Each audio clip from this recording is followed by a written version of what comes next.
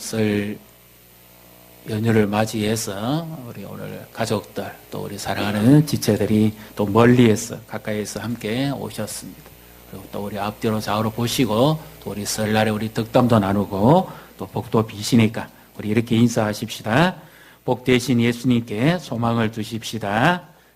명절에 어느 며느리가 시어머니에게 편지를 대신해서 문자를 보냅니다. 어머니 이번 명절에는 못 내려갈 것 같아요.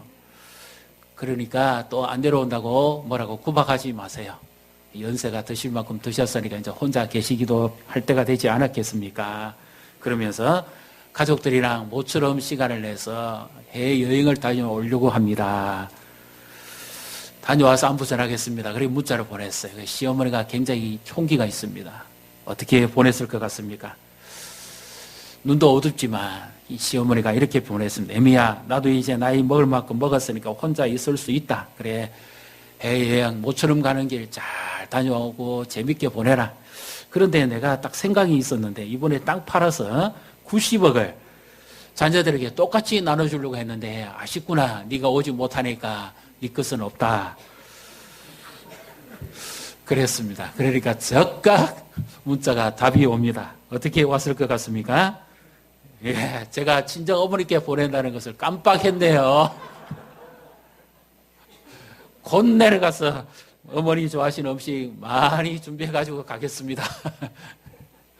예, 눈이 좋으면 실수하지 않겠지요. 근데 눈이 나쁘면 모든 면에 있어서 깜빡하기도 합니다. 재치 있는 시어머니 총기가 대단하시죠. 자, 우리의 소망은 하늘에 있습니다.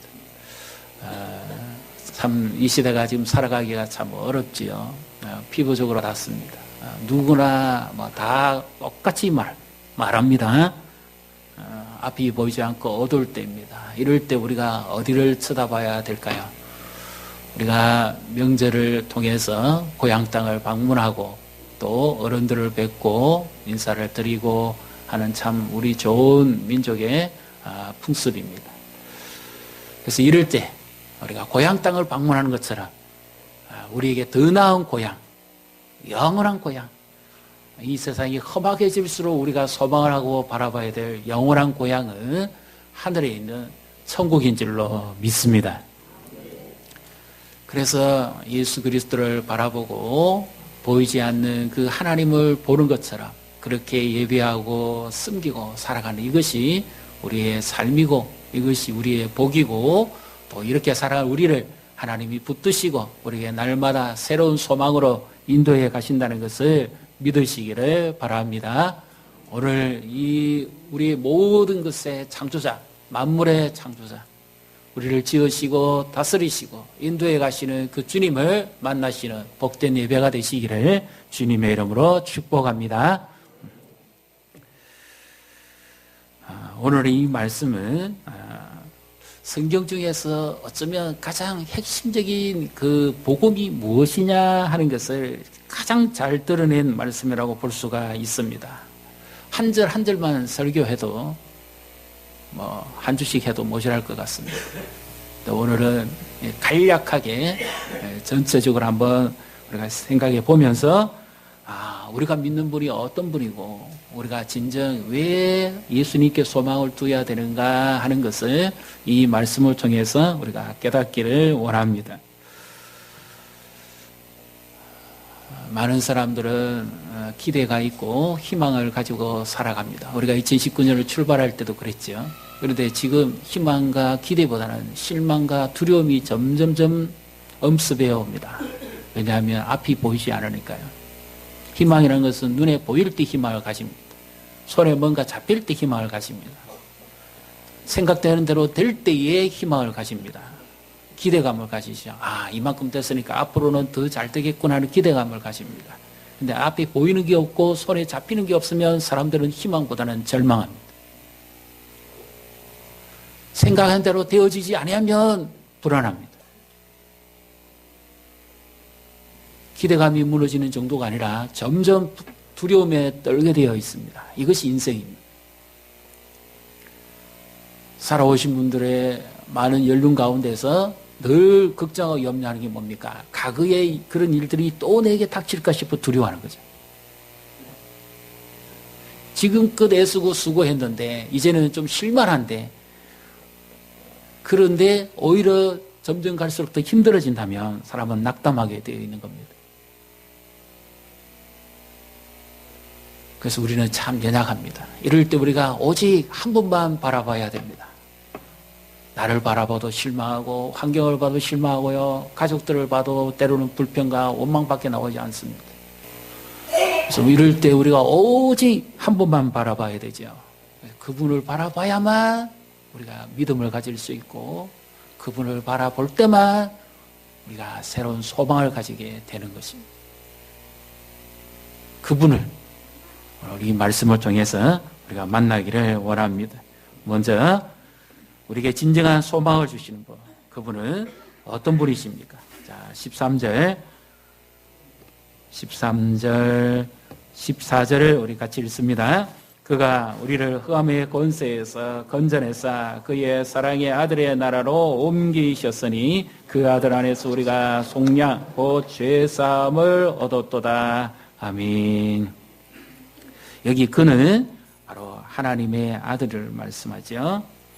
우리를 흑암의 권세에서, 어둠의 권세에서, 죄와 사망의 권세에서 건져내셨다. 그리고 그의 사랑의 아들의 나라로 옮기셨다. 이렇게 말씀합니다. 그래서 가장 핵심적인 단어는 건져내셨다, 옮기셨다 하는 말씀이죠.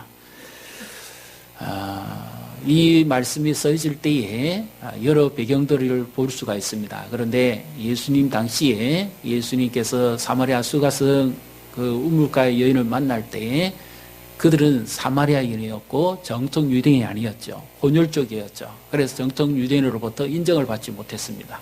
왜냐하면 아수르 대왕이 사마리아 땅을 점령하고 난 다음에 아수르 통치하에 있는 백성들을 섞어버린 겁니다. 그러니까 순수한 유대인이 아니었다는 거죠.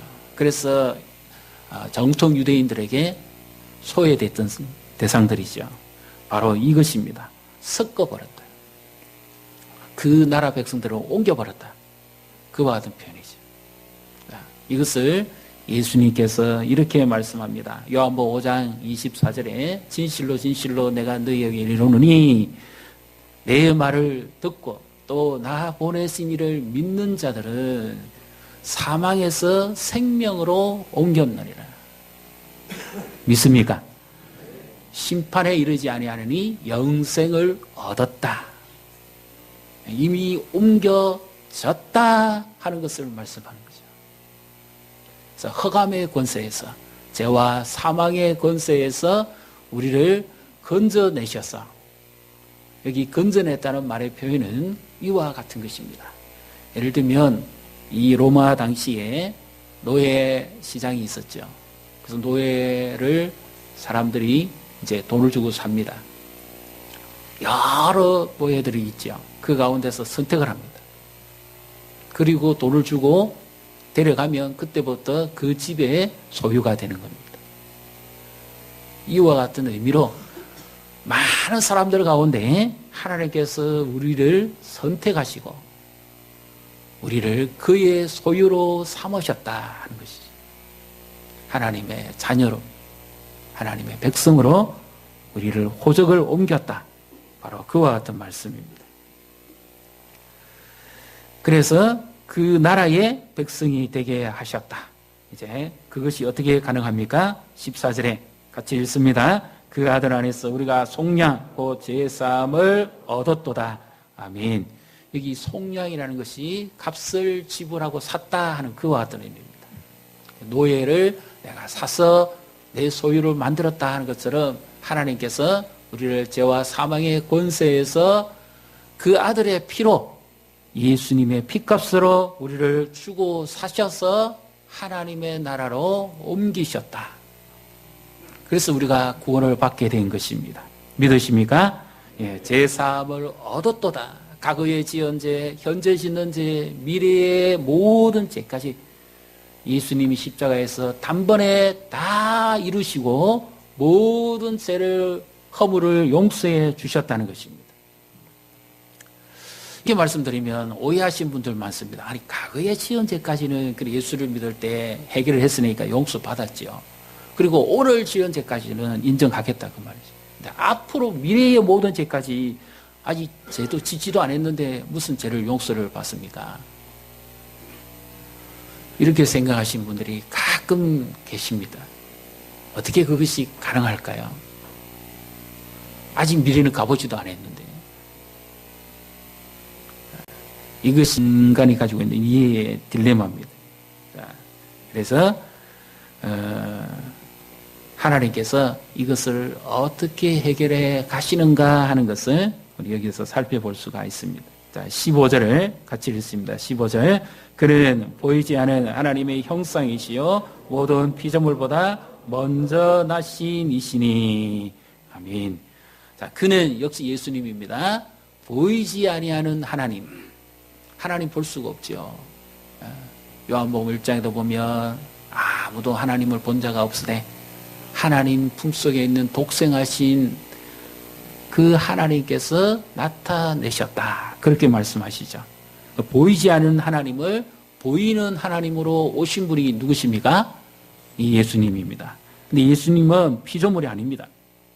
예수님은 이것은 순수상 시간상 우선순위가 아니라 하나님과 같이 계셨다고 하는 바로 그것에 먼저 나셨다는 그 의미입니다. 우리하고는 다릅니다. 근본이. 그분은 원래 하나님이셨고 우리는 사람으로 났습니다. 그 보이지 않는 하나님. 어떤 분은 이런 표현까지 합니다. 왜 하나님께서 십계명의 형상을 만들지 말라 하셨느냐? 그것은 하나님의 형상을 가지고 오실 예수님이 계시기 때문에 그래서 형상을 만들지 말아라. 그런 보이지 않는 하나님으로 오시기 때문에 그 하나님이 사람의 몸을 입고 이 땅에 오시기 때문에 그래서 모든 피조물보다 더 그분은 근본적으로 같이 계신 분이다. 그러니까 보십시오. 이 하나님은 특징이 있습니다. 어떤 특징이 있습니까? 시공간에 매이지 않으시죠. 과거도 현재도 미래도 늘 동일하게 그분은 현재로 계십니다. 우리의 모든 허물과 죄를 용서하실 뿐만 아니라 앞으로 우리가 살아가는 모든 것에 있어서도 하나님은 우리를 도우시고 관여하시고 간섭하시고 인도하신다는 사실을 믿으시기를 바랍니다. 그래서 우리가 앞을 모르잖아요. 두렵잖아요. 그런데 우리보다 먼저 앞서서 보신 분 계셔요. 우리 인생을 먼저 앞서서 보십니다. 우리가 가는 길을 지금 놓치고 있죠. 어디로 가야 되는 것이 정답인지 인생의 정답을 놓치고 있잖아요. 그럴 때 항상 우리의 안내자가 되시고 목자가 되시는 그 주님이 언제나 우리보다 앞서서 우리를 인도해 가신다는 사실을 믿으시기를 바랍니다. 그래서 그분이 만물의 창조자가 되신다 하는 것을 이제 16절부터 쭉 이렇게 말씀을 하시면서 가장 핵심적인 나온 단어가 만물이죠. 한번 같이 몇 절을 또 읽어보도록 하겠습니다. 16절, 17절, 18절까지 같이 읽습니다. 만물이 그에게서 창조되되 하늘과 땅에서 보이는 것들과 보이지 않는 것들과 혹은 왕권들이나 주권들이나 통치자들이나 권세들이나 만물이 다 그로 말미암고 그를 위하여 창조되었고 또한 그가 만물보다 먼저 계시고 만물이 그 안에 함께 섰느니라. 그는 몸인 교회의 머리시라. 그가 근본이시요 죽은 자들 가운데서 먼저 나신 이시니 이는 친히 만물의 어떠함이 되려 하심이요. 아멘. 가장 많이 나오는 단어가 어떤 단어죠? 만물입니다. 온 세상 만물. 이 모든 우주 만물. 우리는 이렇게 많이 말하죠. 하나님의 주권에 의해서 창조되어지고 그리고 하나님의 그 주권에 의해서 다스려지는 바로 그 세상을 말합니다. 우리가 살고 있는 이 지구만 말하는 것이 아니라 눈에 보이지 않는 모든 세계, 심지어 여기 보면 16절에 뭐 왕권, 주권, 통치자, 권세자 이런 단어들은 영적 세계의 천사의 계급이라고 해석하는 사람들도 있습니다. 그러니까 우리가 눈으로 볼 수 있는 육안의 세계와 육안으로 볼 수 없는 더 이상의 세계, 차원이 다른 세계, 영적 세계, 이 모든 우주 만물을 창조하신 분, 그분이 바로 우리에게 소망을 주시는 분이다 하는 것을 지금 말씀하고 계시죠. 네, 그분은 또한 이 모든 만물보다 먼저 계시고, 그래서 창세기 1장 1절에도 태초에 하나님께서 천지를 창조하셨다 이런 말씀이 나오죠. 말씀으로. 그리고 요한복음 1장 1절에도 태초에 말씀이 계시니라. 그가 하나님과 함께 계셨으니 그는 곧 하나님이시니라. 이렇게 말씀하죠. 그러니까 모든 창조 사역에 함께 계셨던 분, 사람은 아니잖아요. 하나님이시잖아요. 원래부터 하나님으로 계신 분, 그분이 온 우주 만물의 어뜸이고, 그분이 교회의 어뜸이시고, 그분이 모든 것을 주관해 가신다 하는 것을 지금 말씀하고 계신 거죠. 그래서 이 나라는 누가 다스려 갈까요? 우리 미래는 누가 인도해 갈까요? 이것은 하나님의 섭리라는 것을 우리가 좀 잘 이해를 해야 됩니다. 예를 들면 어떤 분이 기다리고 기다려서 아기가 났습니다. 산모가 아기를 낳았어요. 그러면 산모가 참 고생해서 낳았으니까 얼마나 사랑이 많고 그리고 관심이 많고 애정이 많겠습니까? 그런데 아이러니컬하게 이제 내가 낳은 것까지는 어미 역할을 다 했으니까 이제 크기는 네 스스로 커라. 이러면 이 어미가 정말 책임감 있고 사랑이 있는 어미입니까? 말도 안 되는 그런 이야기 아닙니까? 하나님을 보이시기 위해서 그와 같이 지금 말씀하는 겁니다. 하나님이 내가 너를 지명해서 불렀고 아들의 피로 제사함 받게 해줬고 구원해 줬고 내 나라의 백성이 되게 해줬으니까 이제 너는 네 마음껏 네 마음대로 살아라. 그런 하나님이 아니시다 하는 것입니다. 선택을 하셨으면 반드시 거기에 대한 책임을 가지고 우리를 인도해 가시는 분이 우리가 믿는 하나님인 줄 믿으시기를 바랍니다. 그래서 그분은 우리가 보지 못하는 걸 봅니다. 알지 못하는 걸 압니다. 우리가 생각하지 못한 것을 생각하십니다. 그리고 우리가 도무지 감당하지 못할 책임을 그분이 지시는 거죠.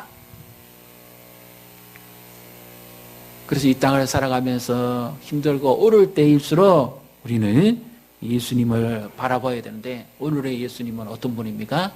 만물보다 먼저 나신 분입니다. 우리를 사랑하셔서 십자가에서 죽으시고 우리를 구원하실 뿐만 아니라 이 모든 것의 통치자입니다. 그래서 예수님이 약속하신 대로 성천하시고 하늘에 오르셨을 때 이 말씀이 그대로 이루어지죠. 왕권을 가지시고 모든 피조물을 만물을 다스리시는 거죠. 그 다스리심은 억압적인 다스림이 아닙니다. 사랑의 다스림입니다. 바로 우리를 그리고 작게는 나를 그분은 오늘도 왕권의 자리에 앉으셔서 사랑으로 우리 한 사람 한 사람 한 사람을 인도해 가고 다스려 가고 주관해 가고 승리해 가신다는 사실을 믿으시기를 바랍니다. 그래서 이 참 우리의 지식으로는 이해 안 되는 부분을 예수님이 또 여기서 말씀을 하십니다. 이와 같이 말씀하시는데 19절 20절을 우리 같이 읽습니다. 아버지께서는 모든 충만으로 예수 안에 거하게 하시고 그의 십자가의 피로 화평을 이루사 만물 곧 땅에 있는 것들이나 하늘에 있는 것들이 그로 말미암아 자기와 화목하게 되기를 기뻐하심이라. 아멘. 모든 것을 하나로 되게 하셨다. 십자가의 능력이 바로 이거죠. 죄로 말미암아 하나님을 잃어버렸던 형벌할 때 있던 죄인들을 위해서 예수님이 십자가에 달리심으로 아버지와 죄인들을 하나 되게 한 거죠. 화목제물이 되게 하셨다. 그것만이 아니라 온 우주 만물도 하나님께서 처음에 만드신 그 질서대로, 하나님의 회복이라는 것은 잠시 고쳐서 수리한다는 의미가 아니라 하나님이 창조하셨던 원래의 그 세계의 그 자리로 다시 앉춘다는 의미입니다. 죄를 지어 타락해버린 사람들을 다시 원래의 하나님이 창조하셨던 그 형상대로 앉히는 것. 죄로 말미암아 이 세상이 온갖 무질서해지고 어지럽고 복잡해버린 이 세계를 다시 원래의 그 자리로 하나님이 만졌던 세계로 다시 올려놓는 것. 이것이 진정한 창조의 회복의 역사죠. 그래서 예수님으로 말미암아 우리뿐만 아니라 온 세상 만물까지도 하나님과 더불어 화목하게 하셨다. 그것을 지금 말씀을 하시는 겁니다. 왜 이 세상이 어지럽고 힘듭니까? 정치를 잘못했습니까? 기업을 잘못해서 그렇습니까? 아니죠. 하나님을 떠났기 때문에. 하나님을 섬기지 않고 우상을 섬기고 하나님을 예배하지 않고 헛된 것에 제사를 지내기 때문입니다. 진정한 하나님을 경외하는 가족은 하나님께서 사랑하시고 약속의 말씀대로 하나님이 언약적 그 신실함을 이루어 가신다는 것을 믿으시기를 바랍니다. 그래서 여호와를 경외하는 자는 이와 같을 것이다. 그가 수고한 대로 얻을 것이다. 요즘 수고한 대로 얻는 사람들 많지 않습니다. 수고를 했지만 오히려 다 잃어버립니다.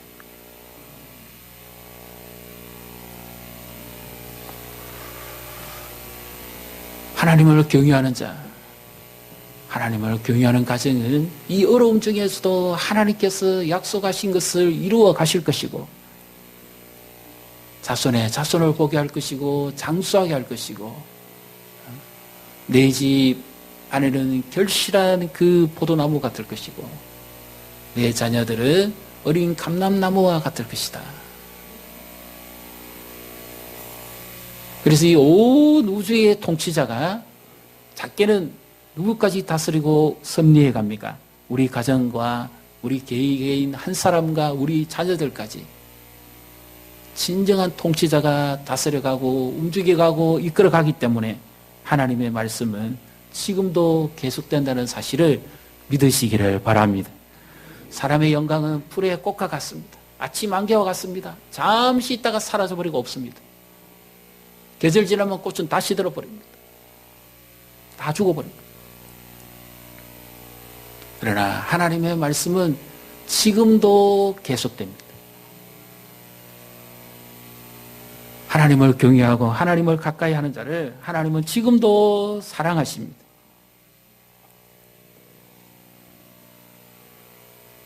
이 온 우주 만물의 통치자가 우리에게 지금 우리가 살아가는 이 땅보다도 더 나은 땅을 약속하시죠. 그래서 요한복음 14장 1절부터 3절에 너희는 마음에 근심하지 마라. 하나님을 믿으니 또 나를 믿어라. 내가 내 아버지께로 가면 너희를 위하여 거처를 준비하였다가 내가 다시 와서 너희를 내 있는 곳으로 데려가리라. 믿습니까? 우리가 명절을 맞이해서 고향을 방문합니다마는 실향민도 계실 것이고 가고 싶어도 못 가시는 분도 계실 것이고 그럴 때 우리에게는 영원한 고향이 있습니다.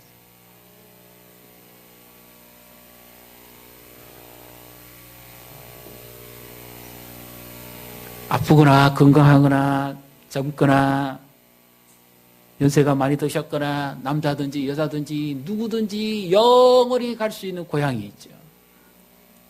그 예수님을 통해서. 그래서 내가 곧 길이요 진리요 생명이니 나로 말미암지 않고는 아버지께로 올 자가 없느니라 말씀하신 그 예수님이 주신 영원한 고향이 있습니다. 주님은 우리를 위해서 이 영생을 허락하셨고 이 영원한 끝을 준비하고 계시다는 거죠. 살아가시기가 좀 어떻습니까? 마음이 좀 어떻습니까? 평안하십니까? 염려거리가 많으십니까? 그때마다 나를 위해서 영원한 끝을 준비하셨고 나와 동행하시고 나를 결코 놓지 아니하시는 그 주님을 신뢰하시기를 바랍니다. 그래서 2019년에 우리가 살아가면서 우리에게 이렇게 사랑해 주시고 우리를 붙들어 주시는 그 주님을 우리가 날마다 가까이 함으로 우리 각 사람에게 베푸시는 은혜와 각 사람에게 베푸시는 그런 능력과 또 우리 교회에 베푸시는 이런 놀라운 은혜가 임하시기를 주님의 이름으로 축복합니다. 또 우리 18절 한번 같이 읽어보겠습니다. 18절 같이 읽습니다. 그 몸인 교회의 머리시라 그가 근본이시여 죽은 자들 가운데서 먼저 나신 이시니 이는 친히 만물의 어뜸이 되려 하심이요. 아멘. 교회의 머리가 되시는 그리스도입니다. 에베소서나 고린도전서에서는 그 그리스도의 몸으로서의 교회를 많이 강조하죠. 그런데 여기 골로새서는 오히려 교회의 머리를 많이 강조합니다. 머리가 누구시냐? 하나님께서 이 모든 우주를 다스려 가시고 만물을 움직여 가시는데 누구를 통해서 하실 것인가 하는 것을 지금 여기서 말씀하는 거죠. 교회가 왜 중요한가? 죽어가는 영혼들에게 생명을 살려낼 수 있는 유일한 공동체가 바로 교회입니다. 복음을 가진 유일한 공동체가 교회입니다. 세상이 어지럽고 힘들수록 교회가 하나님의 은혜를 입고 교회가 바로 쓰면 나라는 바뀌게 되어 있습니다. 이 교회 건물이 아닙니다. 빌딩이 아닙니다. 나 자신입니다. 우리 한 사람 한 사람이 아무리 시대가 어둡고 힘들지라도 우리의 소망 되신 예수님을 온전히 믿고 의지하고 그 믿음으로 따라간다면 하나님은 교회를 회복시키실 뿐만 아니라 이 교회가 회복되어지 가는 곳마다 가정을 살리고 나라를 살리고 민족을 살려서 하나님이 원하시는 참된 원래의 그 통치의 역사를 나타내신다는 사실을 믿으시기를 바랍니다. 그래서 우리 교회가 다음 주일부터 1부, 2부 예배로 예배 시간을 조정합니다. 그래서 우리 여기서 중요한 것이 있습니다. 새로운 것을 하려고 그러면 많은 착오가 있습니다. 많은 생각들이 있습니다. 그래서 여기서 우리는 그리스도가 진정한 우리 교회의 왕권을 행사하시기 위해서입니다. 우리 한 사람 한 사람이 가진 달란트 중요합니다. 재능 중요합니다. 은사 중요합니다. 요즘 새벽기도마다 이 말씀을 전하죠. 그러나 함께 할 수 있는 은사가 되어야 됩니다. 내가 아무리 실력이 있고 똑똑해도 내 혼자만 하면 교회의 왕권이 이루어지지 않아요. 교회는 연합해야 됩니다. 유기체가 되어야 됩니다. 좋은 것이 있다면 더 함께 어울릴 줄 알아야 됩니다. 한국 교회의 특징은 나홀로 하는 것은 잘합니다. 같이 하는 걸 잘 못해요. 이 문제입니다. 그러나 교회는 부름받은 무리들의 모임입니다. 잘하는 것은 같이 잘하고 힘든 것은 함께 힘들고 우는 자들과 함께 울고 웃는 자들과 함께 웃는 이런 우리 교회가 되기를 축복합니다. 하나님께서 주셨던 이 모든 은사와 재능과 달란트 우리가 주를 위해 섬기고 그리스도가 교회의 왕권을 가지고 계시고 그리스도가 교회를 다스려 가시는 일에 우리 한 사람이 한 사람이 쓰임을 받는 것이 하나님이 원하시는 교회를 세워가는 것이고 그 섬김을 통해서 공동의 유익을 얻는 겁니다. 예배를 위한 섬김, 주를 위한 섬김, 이 모든 것에 우리가 함께 공동의 유익을 얻는 거죠. 그래서 일부 예부 사이에 시간이 1시간이나 1시간 반 정도 빕니다.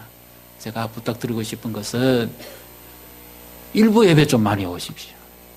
왜 제가 많이 오시라 그런가 하면 일부 예배와 2부 예배 사이에 우리가 섬길 일들이 참 많습니다. 예를 들면 유치부와 초등부 자녀를 둔 어머니는 이쪽을 가야 될지 저쪽을 가야 될지 지금 선택이 힘듭니다. 어떤 아이를 데려와야 될지 곤란한 일이 벌어집니다. 그래서 일부 초등부 9시 반에 예배 드릴 때 같이 드리고요. 그리고 유치부는 11시 반에 드리니까 이 사이에 간격을 누군가 좀 메워줘야 됩니다. 돌봄 교사가 좀 필요합니다.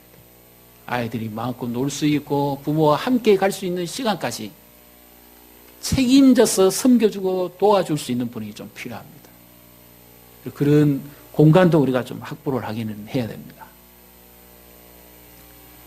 그래서 시작하면서 여러 가지 이런 일들이 예상되어집니다만은 이 모든 것을 우리가 아름답게 메꿀 수 있는 방법은 우리가 같이 동참해주고 연합해주고 같이 섬겨주면 이 모든 문제점들이 교회 안에서 자체적으로 정리가 되어지고 아름답게 새롭게 되어진다는 사실을 믿으시기를 바랍니다. 찬양대원도 좀 이렇게 더 많이 지원해 주시고요.